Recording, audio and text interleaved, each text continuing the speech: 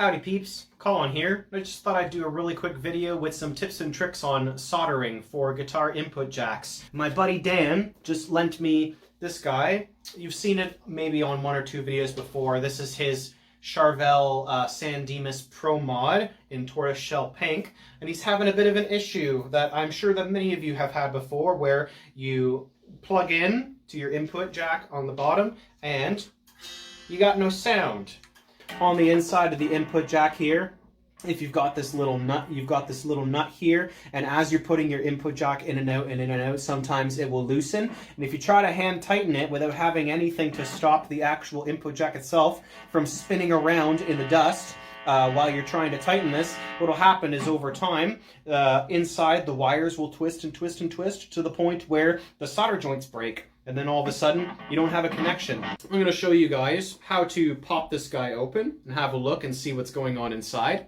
And then once we diagnose what the problem is, we're going to see if we can solder these joints back together. And I'll show you some tips and tricks on how to solder. So without further ado, let's get started. I have taken off the nut and the washer that goes on top of the input jack here.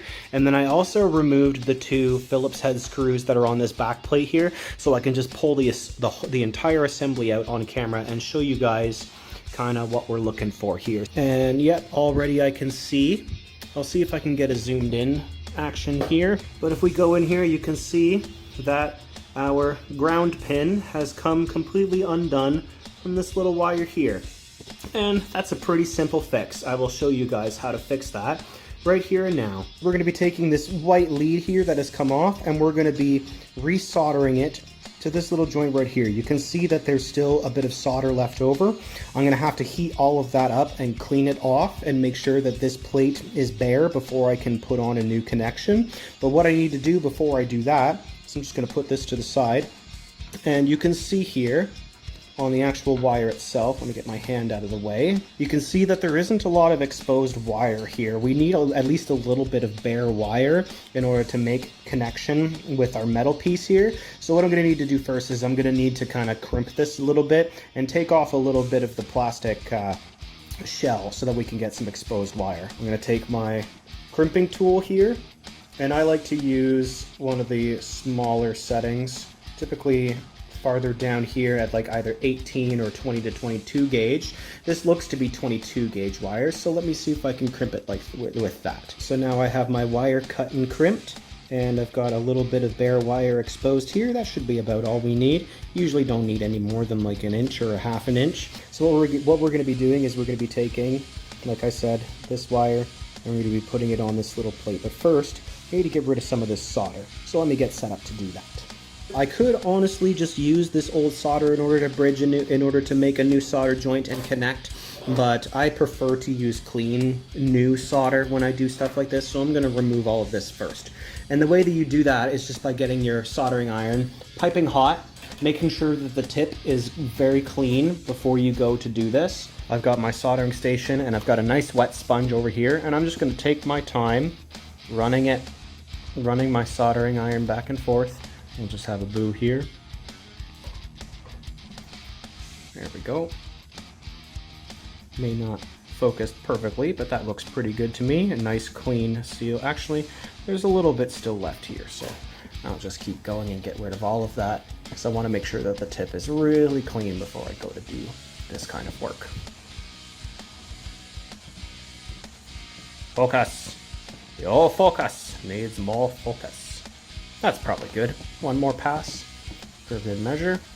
And away we go. Electrical solder always flows in the direction of heat. So what I'm going to be doing is I'm going to be taking my soldering iron and placing it against this little metal pad here, and that's going to heat up the solder. You will see all kinds of smoke come off.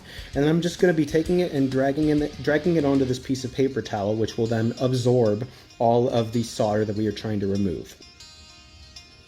It takes a couple seconds for it to actually heat up. You're not going to damage anything by doing this. Just get it really in there, press it in really hard, and as you can see, all our solder is starting to come loose. There's probably going to be some bits of wire left in there from the cable that we're going to be resoldering. So I'm just going to do this really slowly. As you can see, it's dripping towards the source of the heat. It actually looks like that wire is wrapped in there, so I'm gonna have to take some wire clippers and remove that, but as you can see, all the solder comes off pretty easily, leaving our ring to connect with. So I'm gonna take some wire clippers and I'm gonna, just kind of get rid of all of that chaff and clean it up a little bit here. I had to get in there with some wire cutters really close in order to get rid of all of that, but it's really important that you do all of that and get rid of as much solder as you can. Clean up these plates as well as you can, because the best, most solid soldering connections are made on clean surfaces.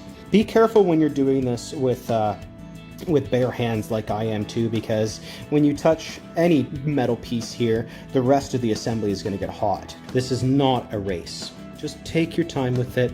Enjoy the process. Now, I don't think I'm going to be able to get this perfect, but it doesn't necessarily need to be perfect. Just needs to be as bare as I can get it. Give this a quick wipe while it's still hot, and let's see what we've got. That should probably be good enough for what we're about to do. As you can see now, I've got the actual wire threaded through this little hole and wrapped around right here just to make sure that it stays nice and snug. And now what we're going to do next is we're going to solder these connections back together.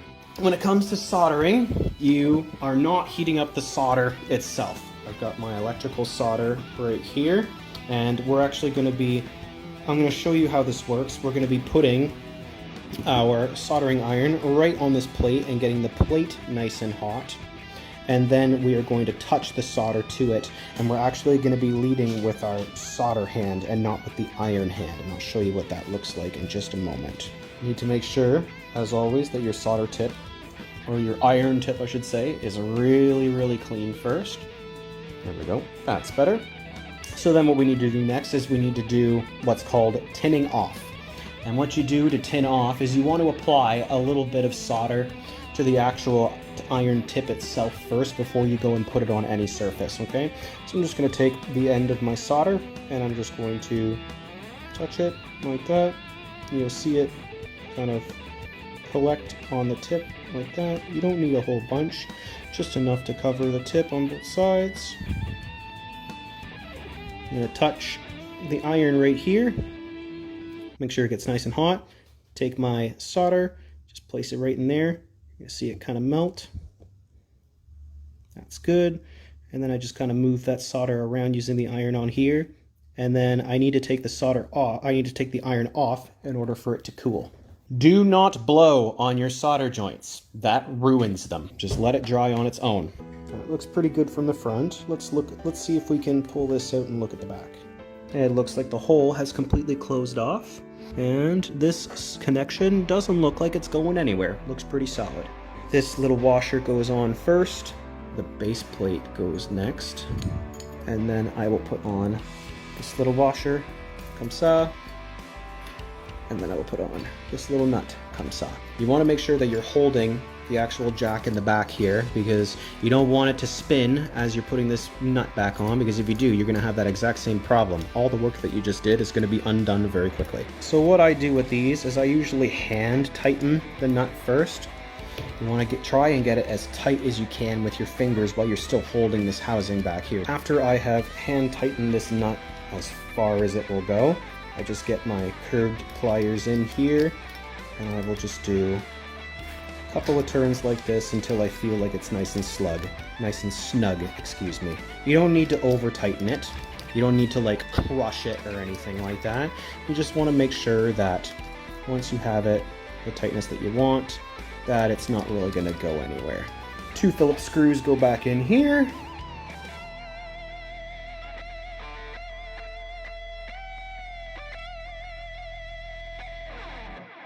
And voila, let's plug it in and see how we did. All right, and the moment of truth is here. Am I going to be successful, or am I going to be going on the walk of shame? Let's find out.